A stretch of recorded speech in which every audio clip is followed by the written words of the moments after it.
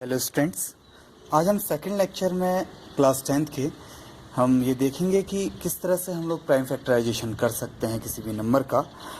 Junior classes में आपने ये चीज़ें पढ़ी हैं, बट क्लास 10th में अगेन है तो हमें एक रिवीजन के तौर पर और एक एक्सरसाइज के फॉर्म पर हमें इसे करना पड़ेगा। तो फर्स्टली हम देख लेते हैं what is prime factor. Okay, हम कुछ क्वेश्चंस ले लेते हैं। तो इसमें बेसिकली आपको जो सबसे ज़्यादा ध्यान देने वाली बात है वो आपके लिए ये है कि आप जब भी प्राइम फैक्टर करेंगे तो प्राइम नंबर्स क्या होते हैं उसके लिए आपको पहले ये पता होना चाहिए what is a prime number. ठीक है, प्राइम नंबर हम पहले बेसिकली डेफिनेशन देख लेते हैं प्राइम नंबर की और फिर उसके बाद आगे बढ़ते हैं। Okay, what is prime number? A number is said to be prime if its divisor are only one and itself. That means any number which is divisible by only one and itself.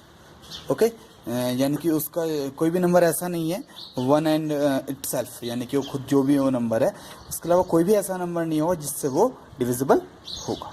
Okay, अब हम कुछ questions देख लेते हैं। सबसे पहले हम लोग देख लेते हैं, चलिए 140। तो आपके कुछ एनसीईआरटी से बेस्ड क्वेश्चंस ही मैं करवा रहा हूँ आपको ताकि आपको सहूलियत रहे। ठीक है, तो सबसे पहले आ जाएगा आपका 140 ले लेते हैं। तो 2, हाँ, अब आपको इसके लिए थोड़ा बहुत डिविजिबिलिटी के रूल पता होने चाहिए। तो फर्स्टली आपके डिविजिबिलिटी के रूल्स क्या क्या होते हैं। तो अगर आपका जो फर्स्ट प्लेस है यानी कि जो यूनिट प्लेस है, यूनिट प्लेस में अगर आपका नंबर 0, 2, 4, 6, 8 हो तो आपका वो नंबर 0 से डिविजिबल होगा। चलिए पहले एक ये क्वेश्चन कर लेते हैं, उसके बाद मैं कुछ डिविजिबिलिटी रूल्स आप लोगों को बता दूंगा। ठीक है, तो ये आपका कितना आ जाएगा 270, 235,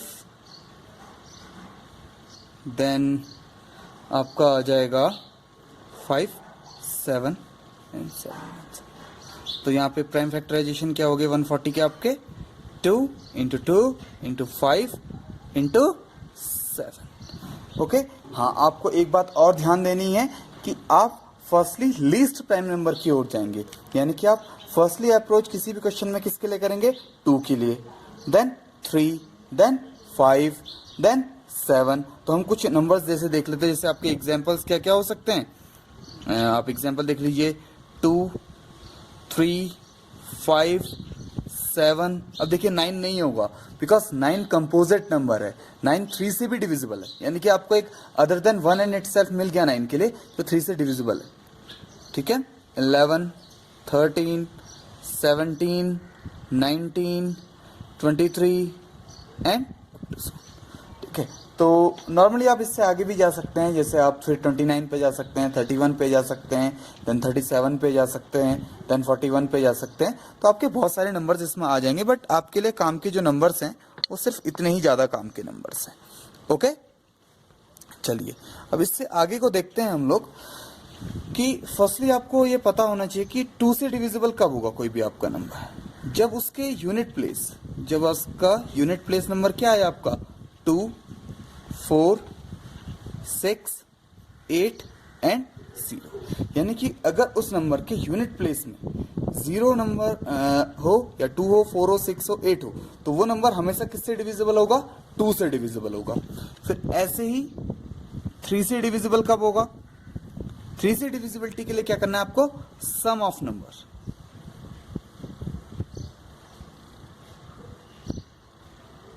सम ऑफ नंबर यानी कि ये देखिए आप जैसे सपोज आपके पास है नंबर 3, 4, 5। अब ये नंबर आपने चेक करना है कि ये 3 से डिविजिबल है या नहीं है। इसमें ऐसा जैसे 2 में लग रहा था वाला लॉल नहीं लगेगा, आप ये सीधे देखेंगे कि इसका सम क्या है, यानी कि 3 + 4 + 5। तो ये नंबर का सम कितना आया 4 + 3 दैट इज 7 एंड 5 12। अब अगर ये नंबर जो आपका सम आ रहा है वो नंबर आपका 3 या 3 से डिविजिबल हो, इफ नंबर इज 3 और डिविजिबल बाई 3, यानी कि कौन सा नंबर सम ऑफ नंबर अगर आपका क्या आ जाए 3 आ जाए या 3 से डिविजिबल आ जाए। और अगर आपका और बड़ा नंबर आ रहा है, कई बार ऐसा होता है कि और बड़ा नंबर आ गया, तो आप अगेन वो जो नंबर आ रहा है छोटा वाला जो रिड्यूस करके आपका आया सम करके, आप उसे भी अगेन ऐड कर लीजिए। जैसे यहाँ पे आया 2 + 1 3, तो ये क्या होगा 3 से डिविजिबल। ओके, फिर 4 हमें जरूरत नहीं है, 5 पे हम लोग टॉक कर लेते हैं। ठीक है, तो 5 में भी आपका इजी है, जो आपका यूनिट प्लेस नंबर है वो आपका क्या होना चाहिए, आइदर 0 और 5। आपका अगर किसी नंबर के यूनिट प्लेस में 0 हो या 5 हो, तो वो नंबर हमेशा आपका किससे डिविजिबल होगा, 5 से डिविजिबल होगा। फिर देन हमें 6 की टॉक करनी नहीं है, बिकॉज 6 प्राइम नंबर तो है नहीं। ओके, फिर हम 7 की टॉक कर लेते हैं कि 7 से आप कैसे पता लगाएंगे कि कोई नंबर 7 से डिविजिबल है या 7 से डिविजिबल नहीं है। चलिए देखते हैं। तो सपोज हम एक नंबर ले लेते हैं, चलिए हम नंबर ले लेते हैं। सपोज आपका एक फर्स्ट नंबर हम ले लेते हैं 3794। इसको बहुत ध्यान से समझिएगा, ठीक है। जो अभी तक के थे वो थोड़ा सा इजी थे, पर जो 7 का आपका डिविजिबिलिटी वाला है वो थोड़ा सा आपका टफ है। टफ क्या है, थोड़ा सा डिफरेंट है अभी तक। तो जो इसका यूनिट प्लेस नंबर है, आप फर्स्टली देखिए इसका यूनिट प्लेस नंबर, और यूनिट प्लेस नंबर को जस्ट डबल कर लीजिए। कितना आया, 8। ठीक है, उसके बाद जो आपका बचा हुआ नंबर है 379 आपका बचा है। ठीक है, उसमें से इस नंबर को सब्ट्रैक्ट कर लीजिए, तो ये आया आपका 371। अब आप ये तब तक करते रहिए जब तक आपको बहुत छोटा नंबर नहीं मिल जाता। ठीक है, जैसे अब फिर 1 आया तो मैंने 37 माइनस 2 × 1। अगेन आपको क्या देखना है, यूनिट प्लेस, तो आपने 2 लिया, आपका आ गया 35। अब देखिए, तो आपको इजीली पता चल गया ना। तो ये ज़्यादा लार्जर नंबर हो तो जो बहुत ज़्यादा फायदेमंद है आपके लिए कि आप इस तरह से, तो 35 आपका डिविजिबल है 7 से, तो वो नंबर भी आपका जो ओरिजिनल नंबर है वो नंबर भी आपका 3 से 7 से डिविजिबल होगा। आप और भी ऐसे एग्जांपल्स को यूज़ कीजिएगा जिससे आपको फ़ायदा होगा। ठीक है, फिर देन ये तो खैर ज़्यादा लार्जर नंबर्स हैं, तो बेसिकली हमारे लिए ये छोटे नंबर्स जो थे हमने इस पर टॉप कर ली कि ये डिविजिबिलिटी रूल क्या है आपका। ठीक है, और आप एक बात हमेशा याद रखिए, आपको किसी भी नंबर को तब तक छोटे नंबर से, यानी कि जो स्मॉलर नंबर से, उनसे डिवाइड करते हुए जाना है जब तक कि एंड फिर उनसे डिवाइड ना हो। या आप ऐसा कभी नहीं कर सकते कि आपने स्टार्टिंग में 5 से डिवाइड कर दिया फिर देन 3 से डिवाइड कर रहे हैं। जैसे ये है यहाँ पे, अगर मैं सपोज स्टार्टिंग में 5 लिख लूँ और देन 2 लिख लूँ उसके बाद, तो वो रॉन्ग है। आपका आंसर भी करेक्ट होगा, सब कुछ सही होगा, बट जो मेथड है आपका वो मेथड रॉन्ग होगा। तो प्राइम फैक्टराइजेशन मेथड आपका ये कहता है कि आप इनिशियली सबसे पहले तो आप प्राइम नंबर्स यूज़ कीजिए और उसमें सबसे पहले 2 से तब तक उसे डिवाइड कीजिए जब तक कि वो डिवाइड हो रहा है। हाँ, अगर 2 से तब तक डिवाइड के लिए देखेंगे जब तक कि वो 2 से डिवाइड ना हो। ऐसा नहीं कि आप 5 पे जंप कर गए, 7 पे जंप कर गए या 17 पे जंप कर गए। ऐसा नहीं कि आपने 17 पे जंप कर लिया और उसके बाद फिर आप 5 से डिवाइड कर रहे हैं, फिर आप 11 से डिवाइड कर रहे हैं, फिर आप 2 से डिवाइड कर रहे हैं। ऐसा नहीं होगा। आप एक बार अगर 2 से डिवाइड कर रहे हैं तो तब तक करेंगे जब तक कि 2 से डिविजिबल फिर आप पॉसिबल ही नहीं है, या 3 से डिवीजन आप पॉसिबल नहीं है। चलिए अब हम एक नेक्स्ट क्वेश्चन ले लेते हैं, दैट इज 3825। ओके, अब इसका यूनिट डिजिट देखिए आप, क्या इसका यूनिट डिजिट जो है आपका वो 5 या कुछ उससे कम है, सॉरी मतलब 5, क्या इनमें से कोई एक है, 2 4 6 8 0 नहीं है आपका। अगर नहीं है दैट मीन्स ये नंबर 2 से डिविजिबल नहीं है। अब 3825 को ऐड कीजिए, कितना हुआ आपका, 3 + 8 11 + 2 13 एंड 5 18। तो देखिए 18 आपका 3 से डिविजिबल है, यस, 3 6 18, दैट्स वाई ये नंबर भी आपका 3 से डिविजिबल होगा। तो ये जो मेथड है आपको काफ़ी हेल्पफुल होगी। ठीक है, तो हम फर्स्टली 3 से डिवाइड कर लेते हैं। 3 1 ज़ा 3 एंड 3 2 ज़ा 2 7 एंड 5। अगेन आप देखिए क्या ये 3 से डिविजिबल है या नहीं है, बिकॉज इसके देखिए यूनिट डिजिट 5 है, हम 5 से डिवाइड कर सकते हैं, लेकिन हम तब तक नहीं करेंगे जब तक कि 3 से डिवाइड होता रहे। ठीक है, तो हम अगेन इसको देखें, 1 2 1 3 10 एंड 15। तो 15 जो है 3 से डिविजिबल है, दैट्स वाई हम इसको आई को यूज़ कर सकते हैं, दैट इज 425। ओके, अब देखिए 4 2 7 एंड 5 कितना हो गया, 7 एंड 5 वट, क्या ये अगेन आपका, सॉरी 4 2 6 एंड 5 दैट इज 11। तो क्या ये नंबर अब 3 से डिविजिबल है? नहीं। तो अब आप 5 से डिवाइड इसको कर सकते हैं। तो 5 8 जा एंड 5 5 5 1 जा एंड 5 7 जा एंड 17 1 जा। तो यहाँ से आपका कितना आ गया? 3825 का जो आपका फैक्टर है 3 into 3 into 5 into 5 into 7। Okay, तो आपको पता चल गया कि इस तरह से आप डिविजिबिलिटी को चेक कर सकते हैं। हम लोग एक और एग्जांपल ले लेते हैं आपका 7429। तो ये नंबर थोड़ा सा हायर नंबर है। जब आप इसमें चेक करेंगे ये सारे लॉस से, तो ये नंबर आपका डिवाइड नहीं हो रहा है बेसिकली किसी स्मॉलर नंबर से।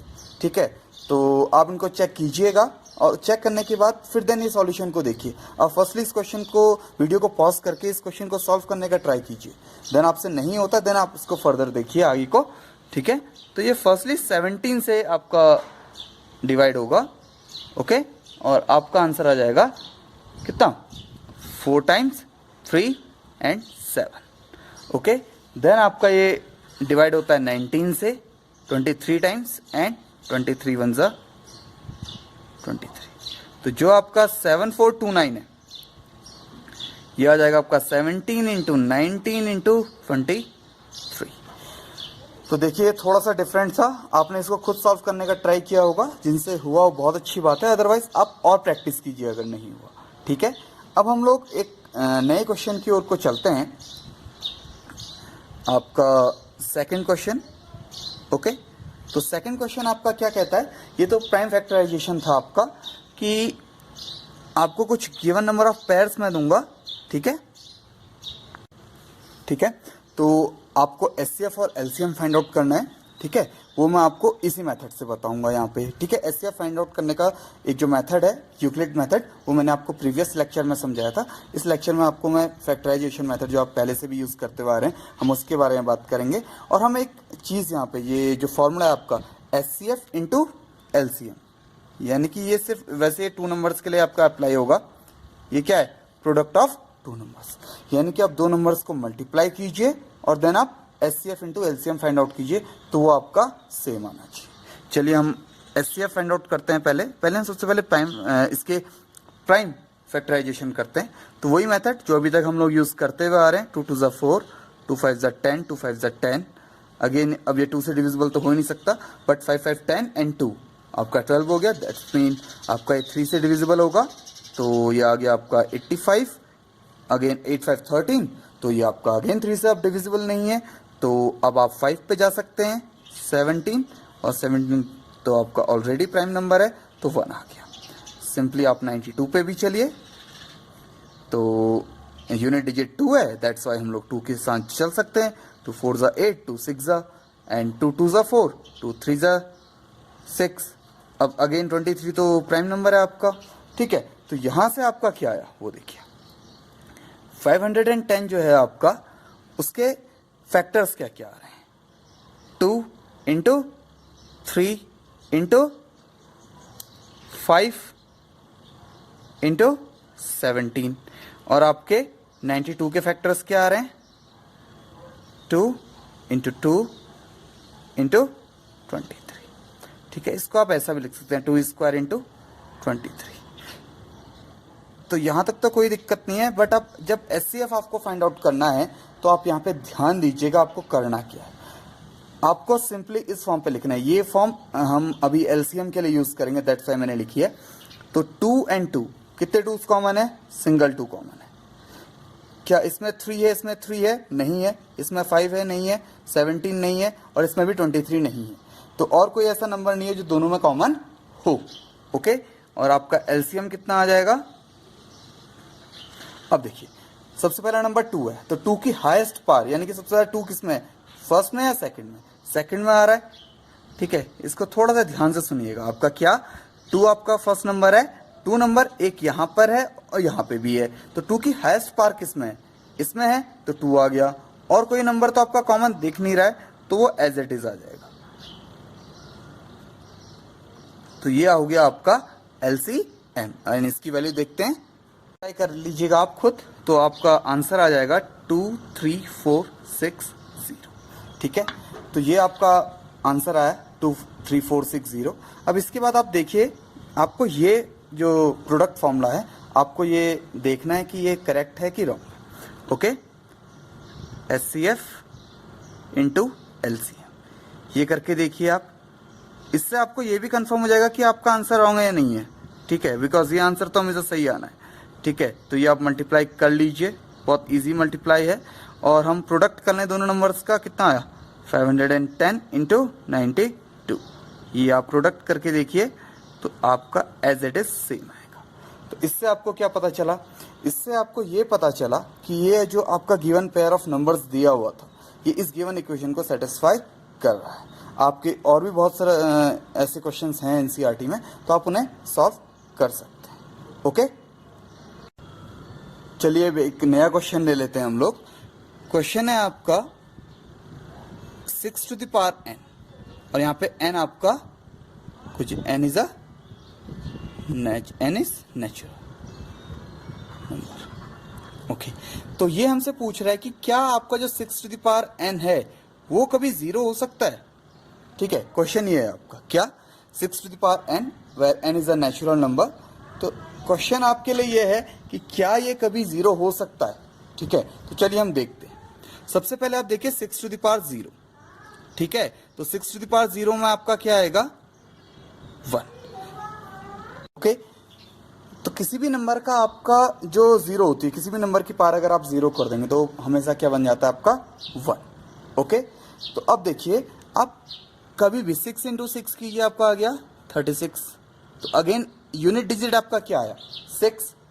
ठीक है, अब आप अगेन इसको मल्टीप्लाई करेंगे तो वो भी 6 आएगा। तो यानी कि जब आप इसकी पावर को बढ़ाते जाइए तो हमेशा यूनिट डिजिट जो आएगा, आप एक पैटर्न बनाते हुए देखिएगा, तो आपका यूनिट डिजिट हमेशा क्या आएगा, एक 6 नंबर। तो इसका जो यूनिट डिजिट है तो क्या ये कभी जीरो पे जा सकता है, यानी कि जीरो क्या कभी इसका यूनिट डिजिट बन सकता है, नहीं बन सकता। क्यों, क्योंकि हमने 6 टू द पावर 0 करके देखा, उससे नीचे तो हम जाएंगे नहीं। ठीक है, और फिर उसके बाद हमने 6 की पार्ट 1 किया तो 6 हो गया, 6 की पार्ट 2 किया 36 हो गया, 6 की पार्ट 3 आपका 216 हो गया। तो इस तरह से आप मूव ऑन करते रहिए, बिकॉज हर बार जब भी आप उसकी पावर को इंक्रीज करते जाएंगे तो क्या होगा, वो डिजिट 6 ही आएगा यूनिट में, और अगेन वो 6 से मल्टीप्लाई होके 6 ही बना रहेगा। ठीक है, तो अब हम लोग इसके आगे इरेशनल नंबर्स के प्रॉपर्टीज़ को हम लोग थोड़ा बहुत पहले डिस्कस कर चुके हैं। तो अब हम एक क्वेश्चन करने जा रहे हैं जो बहुत फेमस क्वेश्चन है, और आई थिंक बोर्ड एग्जामिनेशन के लिए वो सबसे ज़्यादा मेन क्वेश्चन है। ठीक है, इसमें 2 तरह के क्वेश्चंस आएंगे आपके, तो आपको ये ध्यान रखना है कि वो क्वेश्चन बहुत केयरफुली सॉल्व करना है और समझना है, बिकॉज हर साल बोर्ड में एक क्वेश्चन ऐसा आपका आता है। आप प्रीवियस ईयर्स के पेपर्स देख लीजिए, आपका हर साल एक ऐसा क्वेश्चन कंफर्म आता है। ओके, तो हम देखते हैं उस क्वेश्चन को।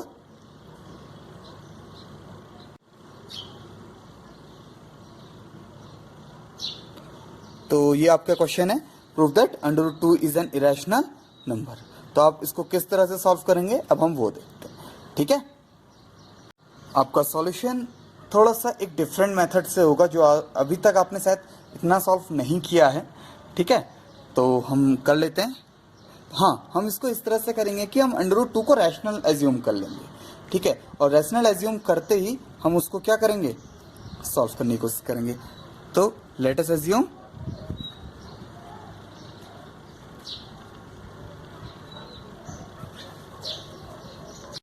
तो हम यहाँ पे मान लेते हैं, let us assume contrary, let √2 is a rational number, and इसके बाद हम लोग डेफिनेशन देने जा रहे हैं। ओके, तो आपने यहाँ पे क्या एज्यूम कर लिया, let us assume contrary, let √2 is a rational number and it can be written. Rational number की डेफिनेशन आपको पता है क्या है, then it can be written in the form of p by q where q is not equal 0 and p and q both are co-prime numbers। ये सबसे ज्यादा मैंने आपके लिए जो मैंने को प्राइम नंबर बोला है, ये एंड में सबसे ज्यादा आपके काम आने वाला है। ओके, चलिए अब हम इससे आगे बढ़ते हैं। तो अगर ये आपका p बाई क्यू √2, अगर आप इसको इस तरह से लिख सकते हैं, now this can be written that is p square over q square equal to what, squaring both side. Okay, यहाँ पे आपने स्क्वायर किया तो this means p square equal 2 times q square. यहाँ तक समझ में आया? कोई बहुत बड़ी दिक्कत नहीं है, नॉर्मल कैलकुलेशन है। p by q equal √2 then p square over q square over 2, because √ का स्क्वायर हमेशा क्या होता है, वही नंबर आ जाता है अगेन।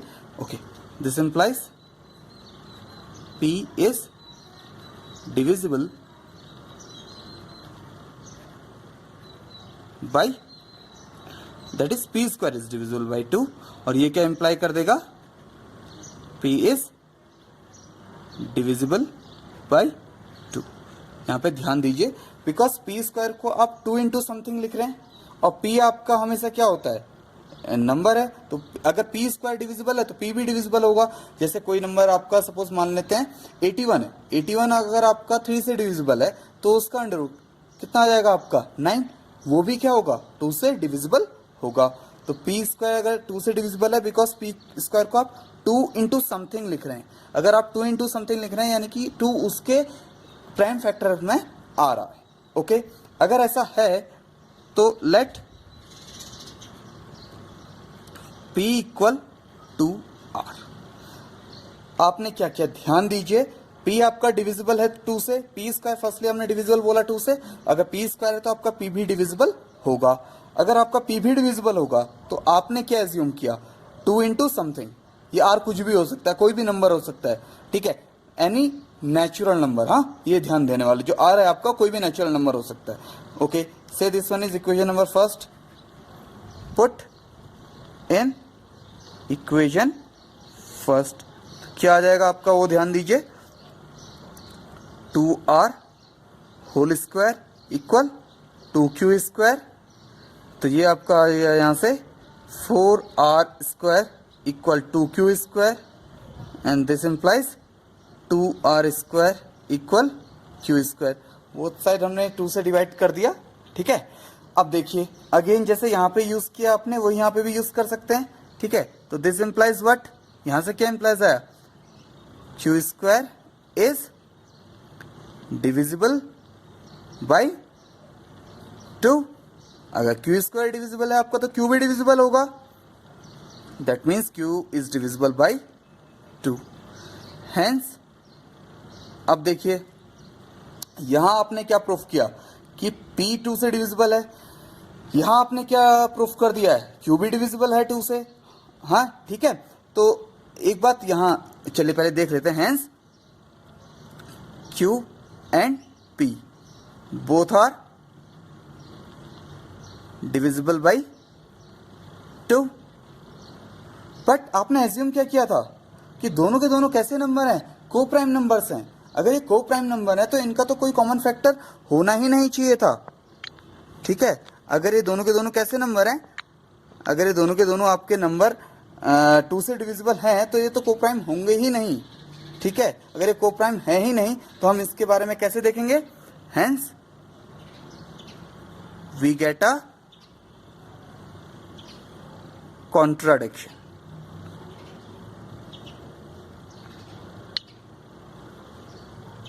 कॉन्ट्राडिक्शन बिकॉज हमें कॉन्ट्राडिक्शन मिल गया।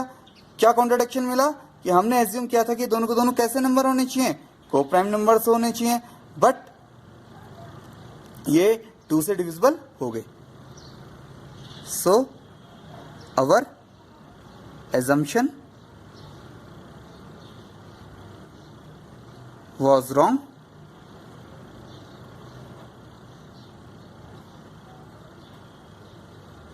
So that is under root 2 is an irrational number. Okay? अगर आप प्रॉपरली इसी तरह से इस क्वेश्चन को सॉल्व करते हैं तो ये आपके लिए काफ़ी फायदेमंद रहेगा, ठीक है। अगर सपोज अब आपको अंडर रूट 3 प्रूफ करना होता तो ये आप एज इट इज ऐसे ही लेते और यहाँ पे आप p इक्वल 2r की जगह p इक्वल 3r ले लेते। ओके, तो ये क्वेश्चंस को कीजिए। Thanks for watching this video, please like and subscribe.